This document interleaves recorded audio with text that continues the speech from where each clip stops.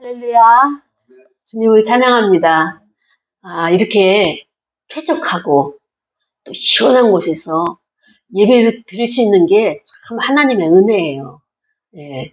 예전에 과거에는 그 무더위에서 우리가 무더운 줄도 몰랐죠. 지나놓고 보니까 참 그 환경이 조건이 좋지 않음에도 불구하고 참 열심으로 예배드리고 주일에 충성했던 그 시간들도 우리에게는 과거에 있었습니다.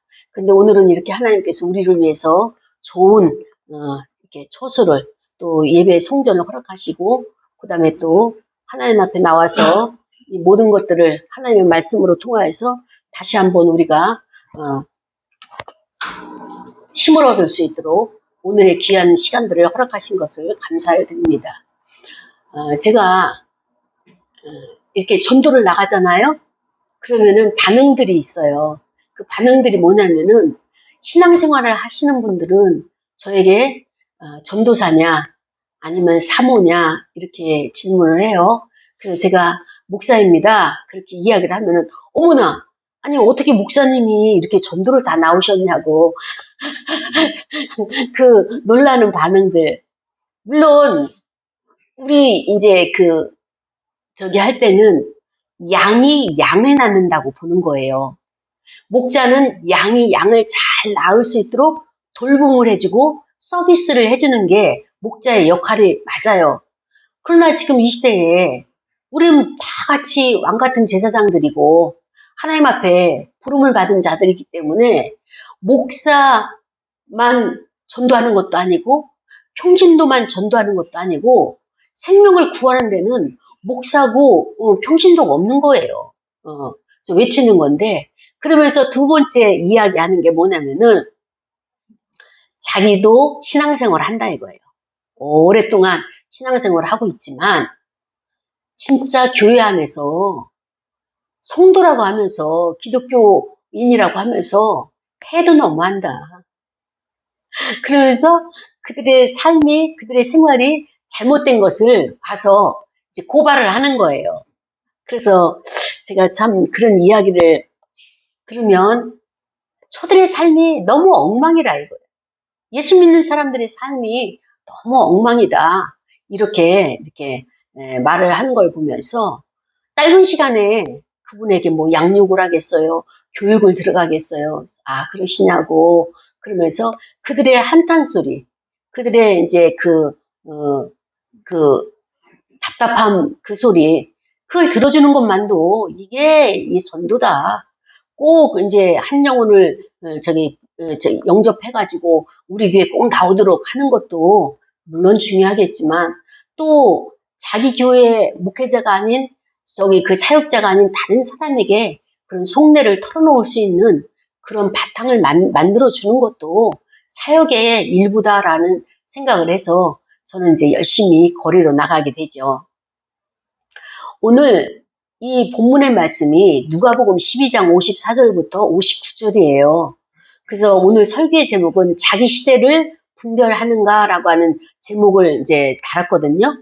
근데 성경의 본문의 원래 이렇게 그 주제의 제목들은 보면은 이 세대를 분별하라 이런 제목들이 이제 달려져 있습니다. 근데 제가 이 말씀을 어떻게 받게 됐는가 하면은 우리 사회가 너무나 혼란스러운 거예요. 그런데 그 혼란이라고 하는 것은 어디서부터 오는가 하면은 인간의 이 말로부터 오는 거거든요. 언어부터 오는 거거든요.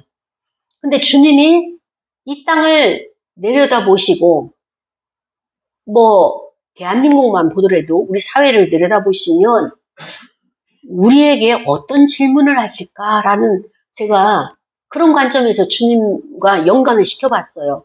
그때 주님께서 제게 이 혼탁한 세상에서 아주 너무 이렇게 구정물과 같은 이런 사회에서 생활하는데 어떻게 생각하니? 이런 질문의 차원에서 이 본문의 말씀을 들어가길 원합니다. 그래서 오늘 예수님이 그 시대에 그 시대에 주님이 계셨던 그 시대에도 주님의 마음이 너무 퍽퍽했던 거예요. 너무 답답했던 거예요. 그래서 제자들에게 교육을, 양육을 많이 시켜 놓으시죠. 예수님은 제자들에게 관심이 있었어요. 왜? 내가 이 땅을 떠나면 성령님이 오셔가지고 제자들과 함께 하나님 나라에, 하나님의 의를 위해서 이 사역을 해야 되거든요. 그러니까 예수님의 목적은 잘 양육시켜 놓고 제대로 믿음 위에 세워지는 것이 목표가 된 거예요. 그래서 모든 관점을 예수님의 그런 관점으로 보게 되면 이 본문이 이해가 되는 거예요.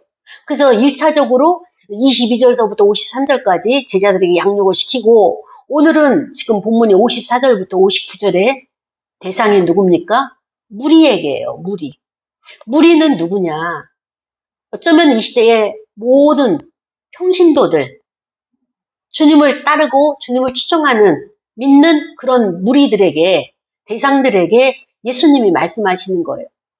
예수님의 가르침은 항상 쉬웠어요. 왜냐면은 이해가 빨리 돼야 되거든요. 예수님의 말씀을 전하면 그들이 받는 자가, 청자가 이것을 빨리 받아들이고 이해를 해야지 복음이 전달되는데, 어려운 말로 하게 되면 그들이 이것을 소화하기가 어려워요. 그리고 왜곡된 해석들을 하기 때문에, 그래서 예수님의 표본은 무엇이냐? 항상 천지창조 안에서 교훈을 끌어내시는 거예요. 그래서 오늘도 예수님의 무엇을 가지고, 일기, 날씨, 이것을 가지고 하나의 교육 재료로 삼는 것을 보게 됩니다. 너희가 그렇게 말씀하시면서 구름이 서쪽에서 이는 것을 보면은, 아, 소나기가 오겠다. 우리 어르신들 어때요? 삭신이 쑤시면은 비가 오겠다, 이렇게 말씀하시는 것처럼, 그래서 빨래 걷어라, 그 다음에 또 이제 이렇게 나물 같은 거 널어놓은 거 이제 걷어드리고, 이렇게 그런 지혜로 살아오시는데, 예수님도 똑같이 우리 일상생활에서 그렇게 예화를 들고 계시는 거예요. 이렇게 서쪽에서 이렇게 구름이 이는 걸 보게 되면 그 소나기 올 건 너희들이 알고 있지 않느냐. 그 다음에 또 뭐예요? 남풍이 불면은 심히 덥겠구나. 올 여름은 엄청 덥겠구나. 올 여름은 비가 많이 오겠구나. 이런 거 알지 않느냐. 그러니까는 어때요? 생활에 있어서의 지혜는 많은 거예요. 우리가 이 생활에 있어서의 지혜는 많은데, 맞다.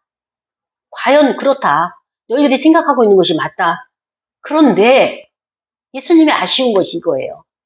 외식하는 자여 라고 말씀하시면서, 너희가 천지의 기상을 분별할 줄 알면서, 분간할 줄 알면서 어떻게 이 시대는 분간하지 못하느냐.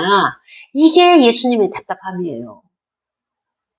어떻게 그 차원까지 알면서, 보이지 않는 차원이지만 너희들이 그렇게까지 받아들이고 인식하고 해석을 하면서 이 시대는 왜 분간하지 못하느냐. 이게 예수님의 한탄스러움이에요. 그러면서 또 어찌하여가 나오고, 또 어찌하여 옳은 것을 스스로 판단하지 못하느냐. 이 내용이 뭔지 몰라도 예수님이 얼마나 이 가슴이 퍽퍽한 이 한탄을 하시는 거예요. 내가 너를 고발하는 자와 함께 법관에게 갈 때에 길에서 화해를 해라. 애써서 힘써서 화해를 하라는 거예요. 하거나 말거나가 선택이 아니라 필히 해야 되는, 정말로 명령조로 힘쓰라, 이렇게 말씀을 하시고 계시죠. 왜냐? 그렇지 않으면은 길에서 너와 이렇게 대립된 사람들, 대적자, 이런 사람들 만나게 되면 그가 너를 끌고 재판장에게 간다. 그럼 재판장은 거기서 너를 어떻게 했느냐? 옥졸에게 넘겨준다. 그 옥졸은 가만히 있겠느냐? 너를 감옥에 가둔다. 그렇기 때문에 그 일이 일어나기 전에 먼저 화해를 하고, 화해는 어떻게 합니까? 아는 사람이 하는 거예요. 아는 사람이 화해하기를 그렇게 힘써야 된다. 그러면서 어느 정도까지인가 하면은 마음속에 감정이, 우리가 사실적으로 그 적대감을 갖는 것은, 저항을 하는 것은 이치나 아니면 사고나 이성이 아니라 감정이잖아요. 감정의 앙금이 남은 거란 말이죠. 근데 그 감정의 앙금이 어느 정도까지냐면은 한 푼이라도 남김없이 이것을 다 해결을 해야 된다는 거예요. 다 쏟아넣어야 된다는 거예요. 그래서 이것을 한 푼이라도 남김없이 갚지 않고서는 결코 거기서 그 감옥에서 나올 수가 없다. 이 말씀을 오늘 해주셨습니다. 이 말씀은 무리들에게 하신 말씀이지만 오늘 저와 여러분에게 또 이 말씀을 듣는 모든 자들에게 이 말씀을 주셨습니다. 그러면 오늘 주님이 우리에게 향하시는 그 안타까움, 답답함을 호소하는 그 말씀이 무엇인가? 이것은 각자가 다 달라요. 일반적이고 보편적인 말씀이지만 각자의 심령의 이 말씀을 받을 때는 각자의 밭이 다르기 때문에 사람마다 다른 답이 나올 수 있을 것입니다. 왜 예수님이 이런 말씀을 하시는가 하면은, 답답하다 말씀을 하시는가 하면은, 앞전에 귀신 들린 자도 거라사 광인들도 전부 예수님이 고쳐주셨잖아요. 귀신에 사로잡혀가지고 자기의 의지가 아니라 귀신에 따라서 막 살다가 그 어마어마한 세력을 예수님이 그 사람 안에서 축출을 시켜줬잖아요. 축사를 해주셨잖아요. 그러니까 이 사람이 귀신이 떠나가고 난 그 하나님의 본성 그 자체가 얼마나 행복하고 자유함을 크게 했습니까? 이 역사가 현실적으로 일어났잖아요. 그럼에도 불구하고 사탄의 통치와 그 다음에 또 권세가 사라지고 있는데도 그때뿐이고 예수님의 그 당시의 사람들이 하나님의 나라가 임했잖아요. 악한 영이 장악하고 있는 것이 떠나가면서 하나님의 나라가 임했는데 이것을 인식하지 못하는 거예요. 그리고 예수님이 이렇게 행하시는 것들이 영원히 우리와 함께 계시고 오늘도 있듯이 내일도 있을 것이고 모레도 있을 것이고 미래도 있을 것이다 라고 하면서 예수님의 이런 역사, 기적, 이적을 행하시는 것은 그 영혼을 구원하기 위함을 나타내시는 것도 있지만 또 제자들에게 너희의 사역도 이렇게 할 것이다 라고 하는 교육이잖아요.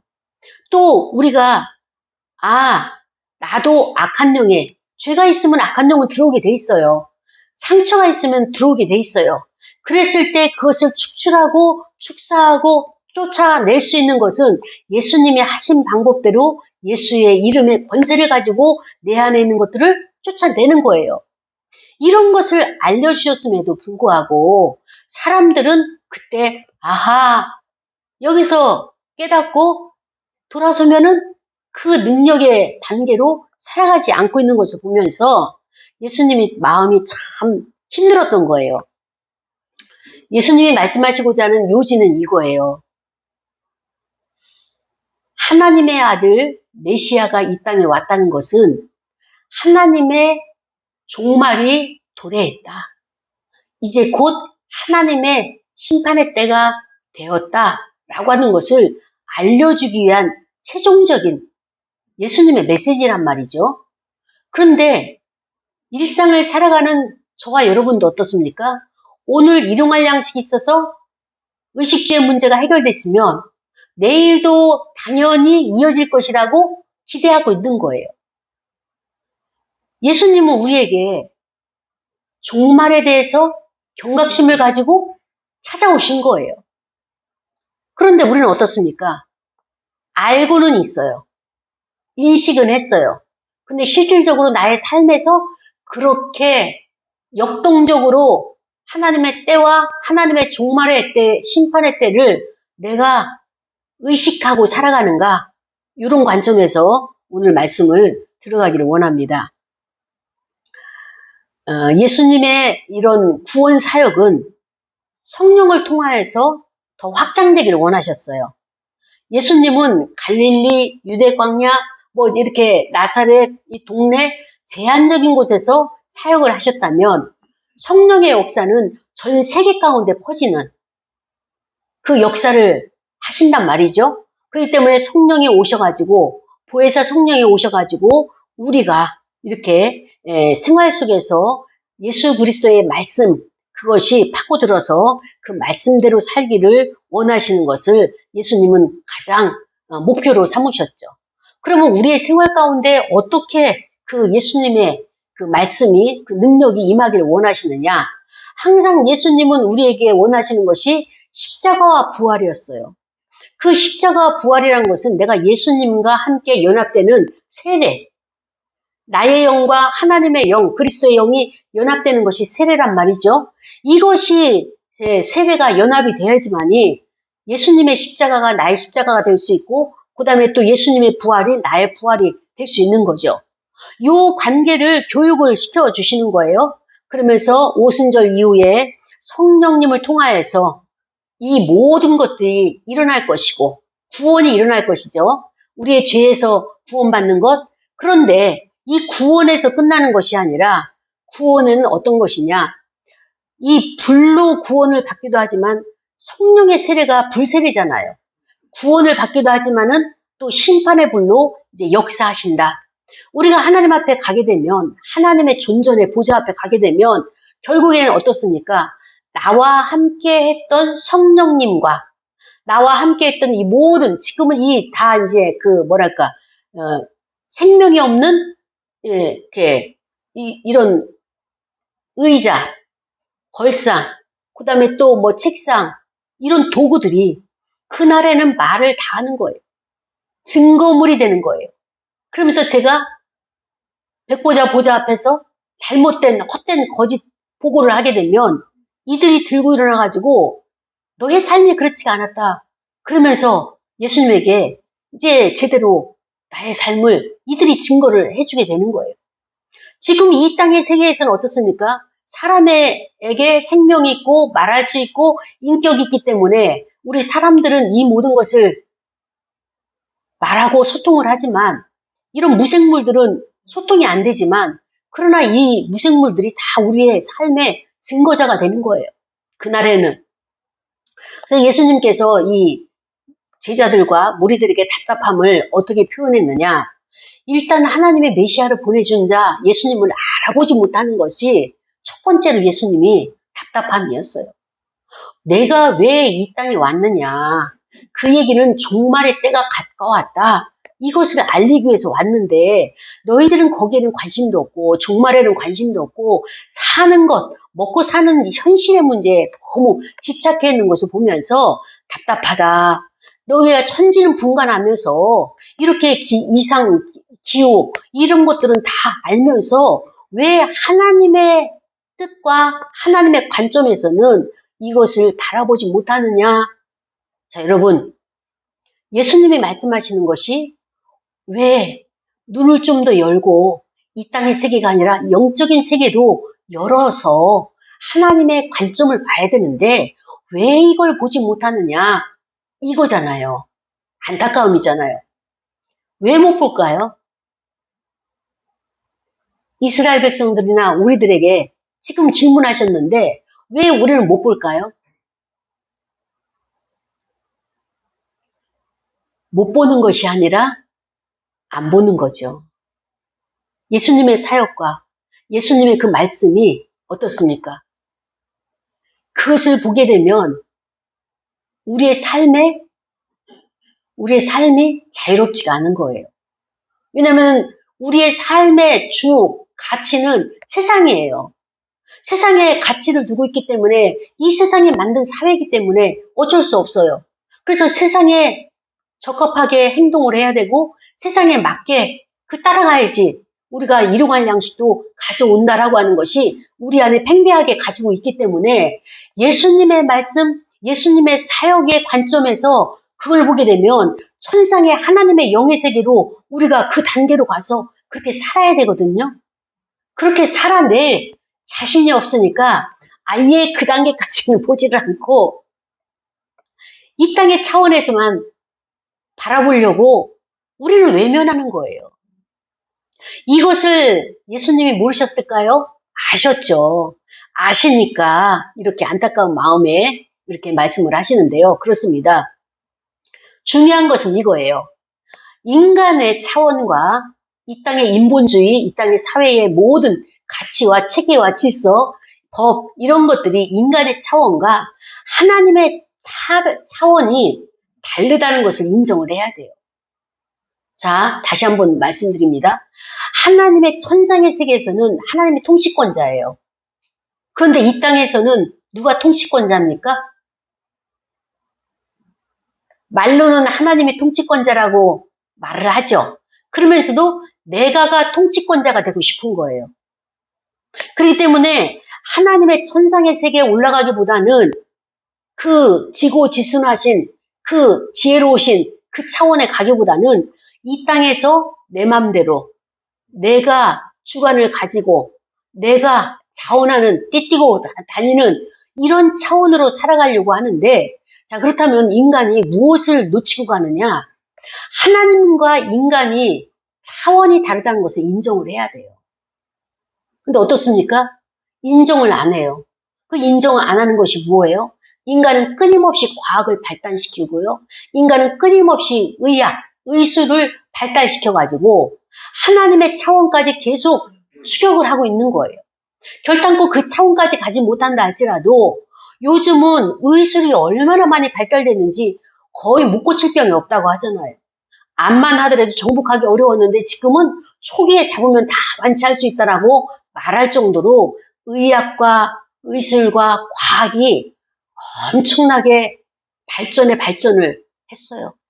특히 이 시대는 뇌과학이라고 하는 것을 과학자들이 발견을 해가지고 우리 인간이 뇌를 1% 많이 사용해야 3%까지 사용을 하는데 이 연구 논문이 엄청나게 많이 나오다 보니까 이 과학이, 뇌과학이 영의 세계까지, 하나님의 그런 세계까지 지금 거의 접전해서 다가가려고 애를 쓰는 모습이 보여진단 말이죠. 자, 그 얘기는 무엇인가 하면은 우리가 하나님을 하나님으로 인정을 한다면 어떻습니까? 나는 하나님 앞에서 철저한 인간이다 라고 하는 것을 인정을 해야 되는 거예요. 근데 예수님께서 또 우리에게 말씀하시기를 이렇게 시대를 분간하지 못하는 것을, 세대를 분별하지 못하는 것을 안다고 하시잖아요. 나는 왜 이 시대를 분별하지 못할까? 나는 이 세대를 왜 이렇게 정신없이 살아가고 있는가? 집중하고 관찰을 하고 그리고 또 내가 거기에 관심을 가져야지만이 분별이 되죠. 근데 많은 정보의 홍수 속에서 내가 선택을 하는 거예요. 어떤 것을 선택을 해서 이것을 내가 취할 것이고 어떤 것은 그냥 버릴 것이고 어떤 것은 알지도 못하고 다 그냥 쓰레기통으로 들어가 버리는 정보 속에서 우리가 살아가고 있는데요. 그렇습니다. 예수님이 우리에게 두 번째로 안타까워하시는 것이 그거예요. 남이 말하는 것을 따라가지 말고 남이 전해주는 정보를 너가 선호하지 말고 스스로 이것이 옳은 것인지 그른 것인지 스스로 판단하라는 거예요. 자, 여러분, 오늘날의 많은 혼미한 사회 속에서 우리가 살아가고 있는데요. 왜냐하면 목소리가 너무 많은 거예요. 우리가 어디에 세뇌당하고 우리가 어디에 끌려가느냐. 언론에 끌려가는 거예요. 언론이 말하는 것들, 주필이 쓴 것들, 이런 것이 그들이 말하는 것이 진리가 아니면서 그들이 말하는 것이 옳지 않으면서도 특히 지금 세대는 어떤 세대입니까? 거짓이 판을 치는 세대예요.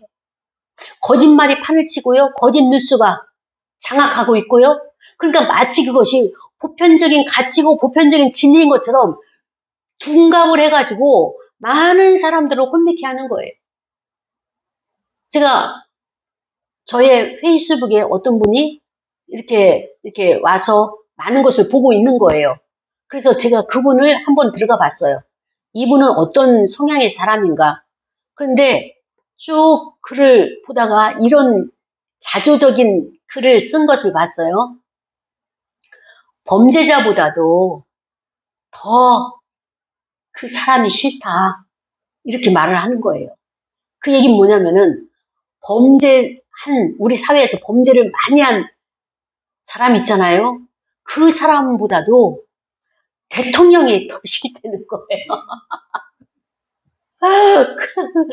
이렇게 그래도 이 사람은 자기가 이렇게 표현을 하면서 자기 나름대로 안타까움에서 이러면 안 되는데 라고 하는 그런 자주적인 그 반성을 하면서 글을 올렸겠죠.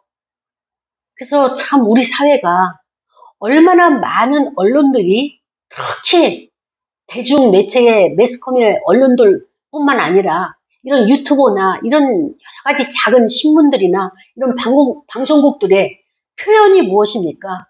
다 부정적으로 포장해놓고 부정적으로 프레임을 씌워놓고 그렇게 말을 하니까 오며 가며 우리도 거기에 쇠뇌가 된 거예요.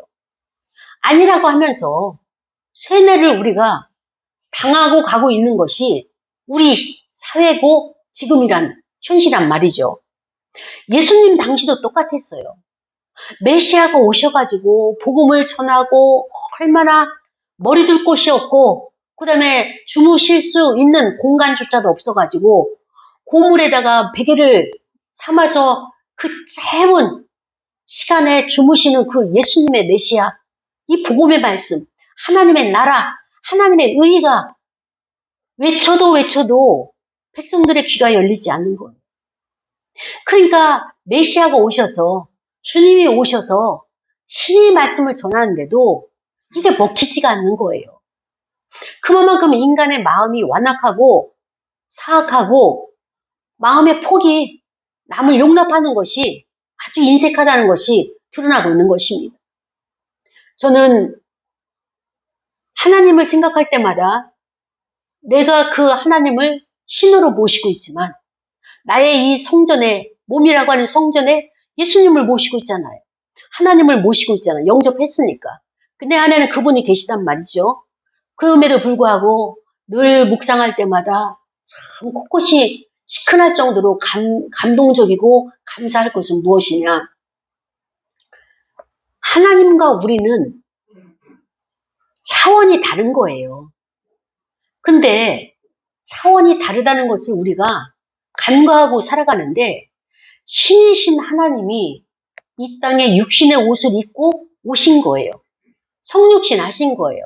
그러면 천상에서 신의 차원에서 사시다가 신의 차원으로 존재하고 계시다가 육신의 옷을 입고 육신의 차원으로 그가 이제 하락을 한 거잖아요. 적응하시는데 참 얼마나 힘드셨을까. 그리고 그 인간의 그 모멸감, 시기, 질투, 다툼 여기에서 견뎌내시기가 얼마나 힘드셨을까. 저는 이런 생각을 해봐요. 제가 하나님의 형상을 주셨잖아요. 하나님이. 하나님의 형상을 제 안에 담아 놓으셨는데 그러기 때문에 인간으로서 만물의 영장으로서 살아가잖아요. 근데 저를 어느 날 제가 짐승이 된 거예요. 짐승이 돼가지고 짐승의 차원으로 인격도 짓밟힘 당하고 또 이 모든 조건과 이런 것들도 이렇게 쾌적하고 내가 먹고 싶을 때 먹고 하고 싶을 때 하고 이런 것이 아니라 주인에 의해서 어떤 타에 의해 가지고 조종당하고 먹을 것을 제한하고 더럽고 추악하고 냄새나는 그런 곳에서 내가 거주해야 될 이런 짐승의 차원으로 내가 하락이 된다면 내가 그 차원으로 내려간다면 나는 참 얼마나 힘들까. 그런데 하물며 인간의 차원에서 짐승의 차원으로 내려가는 것도 힘든데 신이신 하나님이 육신의 옷을 입고 성육신 하셔서 이 땅에 우리와 함께 우리의 형편과 처지와 구원을 위해서 살아가신다. 얼마나 많이 불편하셨겠어요.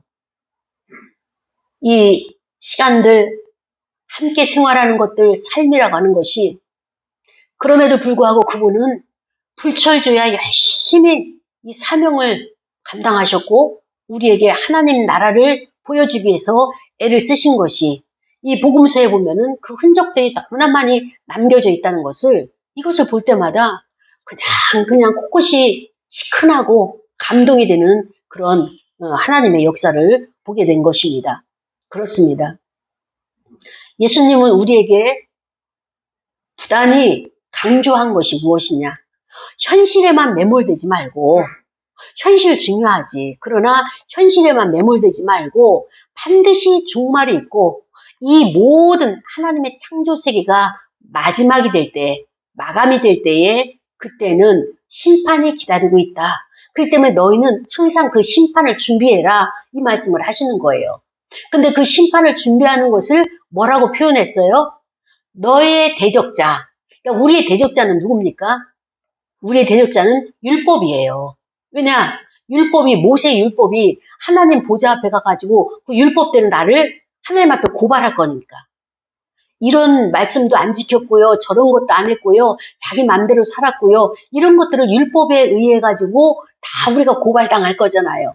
그러니까 이 대적자가 만나게 되면 어때요? 그러한 바리새인들, 그러한 척도를 가지고 있는 강한 척도를 가지고 있는 사람이 나를 공격할 때는 어떻게 되느냐? 화해를 하라는 거예요. 길에서 만날 때. 그 길이 어떤 길일까요? 외나무 길이 될 수도 있겠죠. 그 외나무 다리가 될 수도 있겠죠. 이럴 때는 같이 대적하지 말고 그 고발하는 자와 함께 어떻게 해야 돼요? 화해를 힘쓰라. 이 말씀을 하시는 거예요. 원수 갚는 것은 하나님께 있는 거예요. 내가 그것을 시시비비 가려가지고 이해시키려고 하고 인식시키려고 하고 이 차원이 아니라 우리는 화해를 하라. 그리고 그 시시비비는 누가 하는 거예요? 그 사람이 하는 것이 아니라 하나님이 하시겠다. 심판자 대신 하나님이 하시는 거예요. 만약에 그것이 안 됐다. 그것이 안 됐을 때는 그가 너를 재판장에게 끌고 간다는 거예요.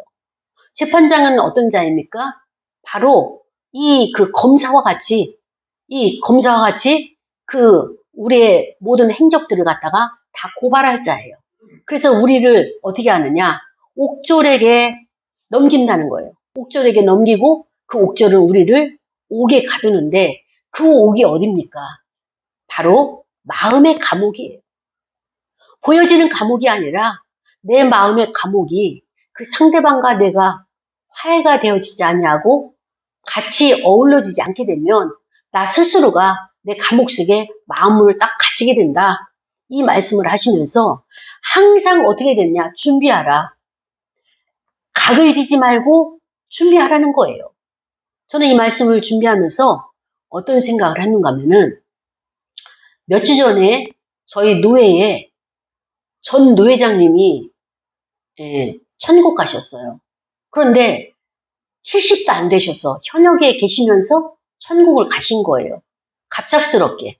그래서 사실은 수술을 받으려고 췌장암이라서 수술을 받으려고 이제 병원에 입원을 했는데 면역력이 떨어져서 수술할 수 있는 상태가 아니라서 이 면역력을 세우고 좀 더 북돋우고 그러고 나서 수술에 들어가자 이렇게 이야기가 끝났어요. 근데 면역력을 보강하는 그 기간 2주인가 3주 되고 나서 그분이 돌아가신 거예요.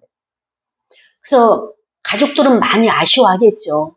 근데 저는 제가 객관적으로 그 목사님을 바라봤을 때 어떤 생각을 했는가 하면은 이 목사님은 평소에 회개를 참 하나님 앞에 날마다 회개의 자리를 가신 분이구나 라고 하는 것을 알았어요. 저는 저희 아버지도 돌아가셨고 어머니도 돌아가셨고 저희 큰언니도 천국에 갔죠. 근데 그분들의 죽음을 이렇게 한번 보게 되면 하나님이 영생을 주기로 작정된 자들이 있어요. 지금은 안 믿는다 할지라도 하나님의 택한 백성은 반드시 하나님의 나라에 초청을 하시더라고요. 근데 그 방법이 어떻게 하느냐? 병상에 오랫동안 눕혀놓으시는 거예요. 질병을 오랫동안 갖게 하시는 거예요. 왜? 그로 인해 가지고 하나님의 다림줄이거든. 그 개인을 다룰 때 하나님이 회개하고 하나님의 그 인격, 하나님의 신의 차원에 참여할 수 있는 그 상태가 되도록 끊임없이 성장을 시키시거든요. 근데 이게 따라오지 않을 때는 병상에 오래 있으면서 거기서 회개시키고 거기서 하나님께서 그 사람의 생각의 관점을 바꿔놓으시고 거기서 하나님의 구속사의 관점으로 볼 수 있도록 작업하시는 것을 여러 번 봤어요. 그래서 저희 어머니 같은 경우에도 참 10년이라고 하는 투병 생활을 하셨거든요. 결국에는 어머니 안에 있는 무속적인 것들을 다 뽑아내시고 하나님의 구원의 말씀과 확신으로 그가 고백할 수 있도록, 그래서 아버지도 다 용서하시고, 그리고 그가 밝은 마음을 가지고 천국을 사모하는 것을 보면서, 아, 하나님의 역사가 내가 평상시에 회개로 나 자신이 천국 갈 그런 위치, 자격이 되어지기까지 하나님이 인도하시는데, 그것이 합당하지 않을 때는 이 땅에서의 질고, 이 땅에서의 어려움들을, 고난을 통하여서 우리를 변화시키고 우리를 다듬어 가시는구나 라고 하는 것을, 이런 관점을 가지고 있으면서 그 노회장님의 죽음을 보면서 그렇습니다. 천국 가시는 걸 보면서, 아, 이분은 참 하나님과 교통하고 하나님과 연합하고 하나님과 가까이 그렇게 이렇게 살고 계셨던 그 분이구나. 그래서 지금 당장에 그를 불러도 천국에 들어갈 수 있는 자격이, 그런 것이 하나님께서 보시기에 믿음의 자격이 되어졌기 때문에 불러가셨구나 라고 하는 것을 깨닫게 되었던 것입니다. 그렇습니다. 예수님도 우리에게, 우리가 오래 있어서 종말이 오는 것이 아니라 이 종말은 역동적이다. 죽음이 우리에겐 종말이 될 수가 있잖아요. 그렇죠? 또 세상에 있던 사람들이 그것을 종식시키고 예수 안에 들어오는 것이, 그들은 세상을 종식시키니까 종말이잖아요. 이 종말이라고 하는 것은, 마지막 때라고 하는 것은 여러 관점에서 우리가 볼 수가 있거든요. 하나만이 아니에요. 그렇기 때문에 예수님이 말씀하시는 것은 뭐냐면은, 용서하지 못한 자, 정말로 마음속에 이렇게 한을 품고 있는 그런 자를 놓아주는 것, 이게 나는 여기서 종말을 고해야 되는 거라. 주님이 이렇게 말씀하시는 거예요. 그래야지 그 사람이 와서 나를 끌고 감옥에 가는 것이 아니라 내 안에 있는 이 율법들, 모세의 율법들이 나를 끌어가지고 이 감옥 속에 나를 가둔단 말이죠. 그래서 우리가 죄를 어느 정도까지 회개를 해야 되느냐, 한 푼이라도 남김없이라고 말씀하셨어요. 홀이라도 남김없이라고 그랬어요. 이 홀이는 로마 화폐에, 헬라 시대에 가장 작은 단위거든요. 우리나라로 말하면은 원 밑에 쩐과 같이 이런 단위에 이런 작은 것이 있다 할지라도 이것이 용납이 안 되면 너가 그 감옥에서 나올 수가 없다. 그 문제를 해결할 수가 없다. 이 말씀을 해주시는 겁니다. 우리가 생각할 때, 아이, 그거 뭐, 원 같은 거, 그거 좀 삭감해 줄 수도 있는데, 그럴 수가 없는 거예요. 왜? 이 사람은 그 돈을 갚지 못하기 때문에 감옥에 끌려간 사람이거든요. 감옥 안에서 뭘 할 수 있겠어요? 여기서 풀려 있을 때도, 자유로울 때도 아무것도 못했던 사람인데, 그러면서 예수님 말씀하시기를, 화해하라. 그래야지만이 저가가 아니라 내 안에 이 모든 구조와 내 안에 있는 모든, 나를 엮어 있는 이 모든 것들이 나를 자유롭게 풀어놓을 것이다. 이 말씀을 해주고 계시는 것입니다. 사랑하는 여러분, 예수님은 우리에게 안타까움이 무엇일까요? 예수님의 사역과 말씀을 외면하지 않기를 원하시는 거예요. 오늘 우리에게 찾아오신 것은 자기 시대를 분별하라. 우리가 살고 있는 시대에 언어를 정화시켜야 돼요. 이 언어가, 악한 원수마귀가 언어를 통하여서 우리 사회를 지금 혼란스럽게, 혼동스럽게 말하고 있는데요. 우리가 상대에게 상처를 줄 때도 무엇으로 줍니까? 말로 상처를 주는 거예요. 언어의 폭력이 난무하는 거예요. 그래서 물리적인 폭력보다도 언어의 폭력이 더 깊게 들어가고요. 더 그다음에 또 사람의 마음을 후벼 파는, 전갈과 같이 쏘는 것이잖아요. 그래서 우리는 이 시대를 분별을 해야 돼요. 어떻게 하면 언어를 정화시킬 수 있을까? 매스컴들이 가짜를 가지고 우리를 현혹시키고 있어요. 마치 사실인 것처럼, 진리인 것처럼 우리를 둔갑시키는데 우리가 정신을 차려야 됩니다. 왜냐? 하나님의 말씀이 진리고 하나님 말씀이 진실이고 참인데, 이 말씀이 정경이 돼가지고 잣대가 돼가지고 이 사회를 분별해서 아닌 것은 아니오라고 말을 해야 돼요. 근데 지금은 다 끌려가는 형국이 돼가지고 아니오 말하는 사람이 없는 거예요. 그래서 제가 선풀 달기 운동, 아니면 아니오라고 악플 달기, 그것이 그들에게 악플이라면 악플 달기 운동을, 우리는 이것을 해야 되는 것입니다. 가만히 있어서 지나가고 나서 그랬구나 하게 되면 우리는 너무 억울한 시간들을 낭비하게 된 것입니다. 사랑하는 여러분, 나라와 민족을 위해서 기도해야 됩니다. 우리 사회를 위해서 기도해야 됩니다. 그 예수님께서 당시에 그렇게 남의 말에 현혹돼가지고 스스로 판단하지 못하고 옳고 그름이 뭔지도 모르고 끌려가는 것, 이거 안 된다. 예수님도 지금 그래서 한탄하시면서 이렇게 말씀을 하시잖아요. 그러면서 바리새인들아, 외식하는 자요, 누구예요? 서기관과 사두개인들과 이 바리새인들이 자기들이 잘못 말하는 것을 가지고 가르치고, 그러니까 그 사회가 잘못된 길로 가고 있잖아요. 메시아가 왔으면 메시아다, 정직하게 말을 해라. 말을 못 하잖아요. 왜? 자기의 수입이 끊어지니까. 다 메시아를 쫓아가니까. 예수님의 한탄이 이거예요.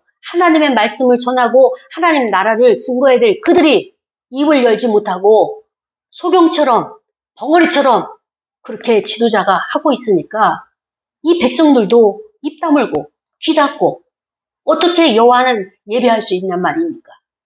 이것을 예수님의 한탄하시는 것을 우리가 오늘 들었습니다. 사랑하는 여러분, 우리는 주님의 말씀대로 믿음의 눈으로 하나님의 심판대, 그리스도의 재림의 때가 가까웠고 종말의 때가 가까운 것을 우리가 인식하고 의식하면서 살아가야 되겠죠.